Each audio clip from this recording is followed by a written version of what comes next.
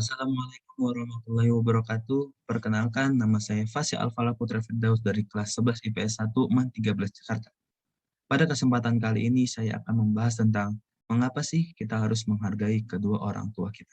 Allah juga memerintahkan kita untuk melakukan baik kepada orang tua dan melarang kita mengeluarkan kata-kata yang buruk kepada keduanya. Sehingga kata ah pun yang merupakan kata paling buruk yang paling ringan tidak diperbolehkan dan melarang kita bekerja buruk kepada mereka. Janganlah kamu membentak mereka, yaitu jangan menolak tangan kepada keduanya.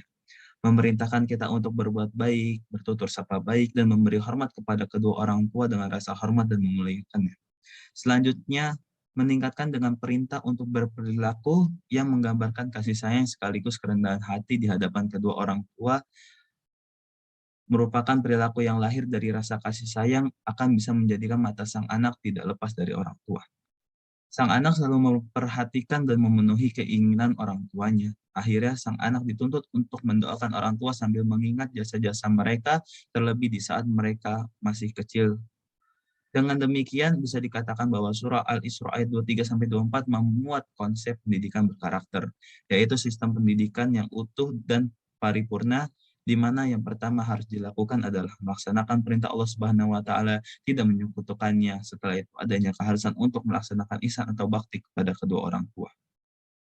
Sebagaimana yang diperintahkan Allah Subhanahu wa taala dengan cara bersikap baik dan sopan kepada keduanya, baik dalam ucapan maupun perbuatan, sesuai dengan yang semestinya, sehingga mereka merasa senang terhadap kita dan mencukupi semua kebutuhan mereka secara wajar sesuai kemampuan kita sendiri.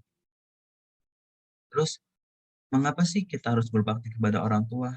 Yang pertama, perintah Allah Subhanahu wa taala dalam surah Al-Isra ayat ke-23. Yang kedua, taat kepada orang tua merupakan ketaatan kepada Allah. Dan yang ketiga, jasa orang tua yang tak terhingga yang merawat kita dari saat mengandung hingga dewasa.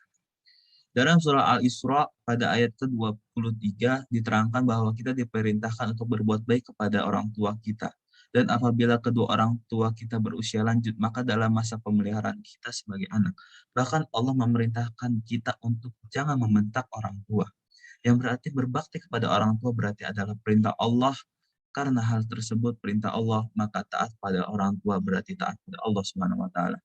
Di sisi lain, jasa orang tua yang tak terhingga yang telah merawat, menyayangi kita dari kecil sampai dewasa, sudah sepantasnya sebagai anak yang berbakti, kita membalas budi dengan kasih sayang juga. Dengan cara berbakti kepada ibu, bapak. Orang tua adalah orang yang selalu ada untuk kita setiap ada kesusahan yang kita miliki. Tentunya akan berujung kepada orang tua yang membantu dalam penyelesaiannya. Orang tua adalah orang yang paling berjasa kepada kita. Ibu yang melahirkan, ayah yang mencari nafkah dan memperhatikan semua kebutuhan kita.